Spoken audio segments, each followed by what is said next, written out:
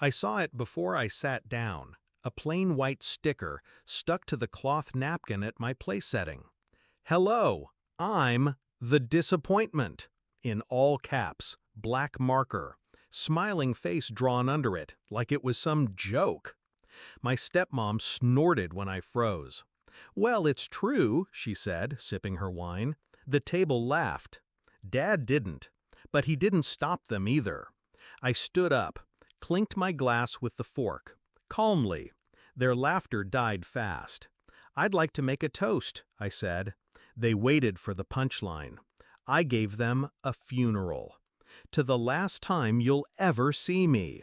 Dad's face dropped. My stepmom blinked. Then I turned, walked out the French doors, and left behind one final envelope. People think betrayal is loud, screaming, slamming doors.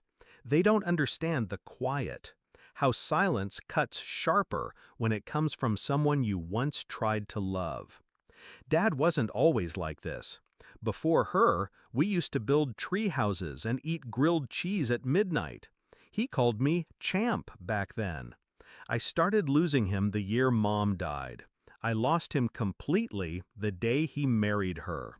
Tracy, my stepmother. Fake tan, real cruelty. The kind that always hides behind a laugh. At first, she was polite. Too polite. Then the small cuts began. You still livin' there? Still figuring life out? Then came the whispers at parties. He never really got over the phase thing. You know how sensitive that one is.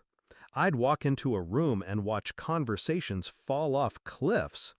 Dad never defended me, never noticed. Or maybe he did, and just didn't care enough to stop it.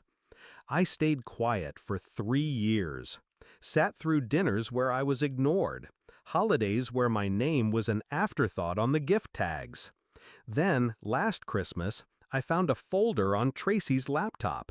She left it open. She was drunk. She always got sloppy when she won. Inside were screenshots, my private messages to Dad, ones he never replied to. She had forwarded them to herself, labeled the folder Exhibit A, Drama Queen. She mocked my grief, mocked the way I'd tried to stay close. I copied every file onto my drive. Didn't confront her, didn't scream. I started planning. Dad's 60th was my deadline. Of course she planned it. I RSVP'd yes with a smile. And in the weeks before, I made moves, quiet ones. I sent anonymous emails to a few of her colleagues, linked them to a burner account I'd created. From there, I leaked snippets of the screenshots. They weren't explosive, but they were ugly enough, made Tracy look unstable, cruel, manipulative. Then I uploaded the full folder. Every message, every edited email, every fake text she'd sent from Dad, to a hidden drive. On the day of the party, I printed the link, sealed it in an envelope marked, "For when you wonder why." They thought I'd play my part, smile, nod, sit silently while Tracy made digs between courses. But that name tag? That broke the script, so I wrote my own ending. As I left, I dropped the envelope by Dad's cake, between the candles and the lies. I didn't look back. They tried calling. I didn't answer. I watched from a distance as the story spread. Tracy was removed from a board position within a week. Some of the family stopped returning her texts. Dad showed up at my apartment once. He looked thinner, older, held the envelope like it weighed 20 pounds. "I didn't know," he said. I nodded.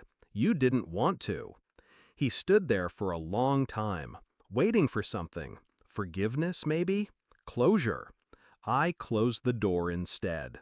I wasn't cruel. I was clear. I didn't want revenge. I wanted release. And I got it. They still talk about that party. How I made a toast that shattered a room. How I walked out without raising my voice. Sometimes silence makes the loudest exit. I don't need their regret. I just needed them to remember. The disappointment they dismissed was the one who finally left the table and flipped it on the way out. Word count 947. Let me know if you'd like to explore a post-revenge confrontation, if Dad ever gets his chance to change, or if Tracy tries to retaliate.